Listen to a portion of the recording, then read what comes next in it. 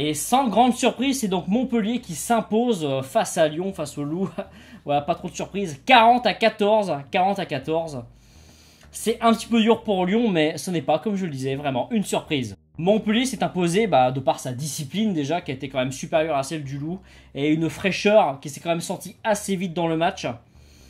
Quand même des joueurs montpelliérains plus forts, globalement plus forts, plus endurants, plus rapides.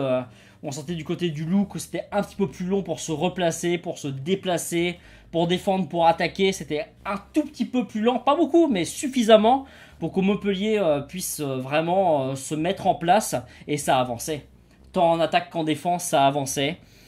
Sinon, au niveau du jeu au pied, c'était supérieur. Au niveau de la touche, c'était quand même supérieur. La mêlée, il n'y a pas franchement eu photo. C'était pas un écart gigantesque, mais dans ces matchs à enjeu, ces matchs de phase finale, c'est largement suffisant.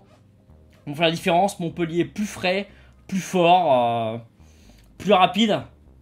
On a quand même des joueurs qui ont été très bons.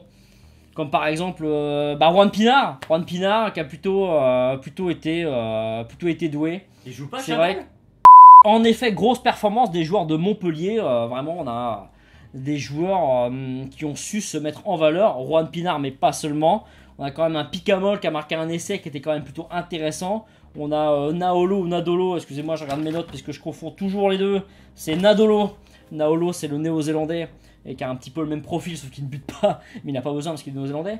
Ils ont quand même fait un bon match. Le rendement du pack montpelliérain a été plutôt intéressant, je trouve. Pas extraordinaire, mais dans ces matchs de top 14, des matchs qui sont plutôt heurtés, plutôt difficiles. D'habitude, surtout en phase finale, ils ont quand même largement fait le taf. C'était quand même bien, quoi. Là, à Lyon, à contrario, les Lyonnais ont eu plus de mal. Harris a fait la brioche a fait quand même ce qu'il a pu, mais il y a pas de miracle, quoi. Même Michalak, une fois rentré, il n'a pas pu faire grand chose non plus. L'écart au score a été déjà fait 23-9 à la mi-temps. En phase finale, en demi-finale, c'est un coup de massue qui vous tombe dessus, hein. C'est vraiment très difficile. Donc les Lyonnais quand même construisent. Et ils ont quand même des motifs d'espoir importants pour l'avenir. Je pense que Pierre Mignoni et son président peuvent être quand même satisfaits de leur saison. Ils vont jouer la Coupe d'Europe.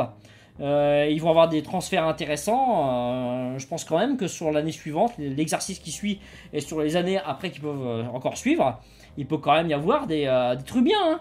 Il y a pas de... Les passes se font en arrière en fait. Une minute.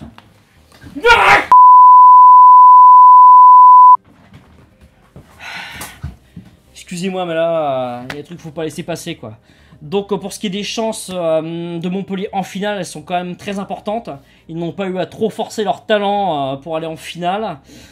Qui de Castres ou de Racing ira en finale, ça c'est une autre histoire. Et sur ce, je vais vous laisser puisque j'ai un cadavre à enterrer et ça prend vraiment beaucoup de temps tout ça. Voilà, sur ce, passez une excellente nuit. Ciao, bye.